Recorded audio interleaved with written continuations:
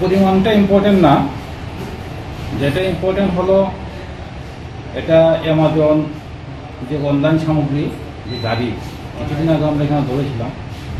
আজকে আমাদের কাছে খবর ছিল যে একটা কন্টেনার গাড়ি যেটার নাম্বার AS01PC818915, এই গাড়িটাতে করে গাঁজা পাচার হবে। তো গাড়িতে চেকিং হয়েছে, চেকিং করে 21 কেজি গাঁজা পাওয়া গেছে।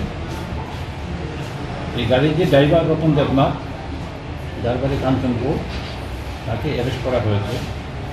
চোরাইবাড়ি থানাতে একটা কেস হয়েছে, ইনভেস্টিগেশন চলছে। গাড়িটা কোথা থেকে আসছিল?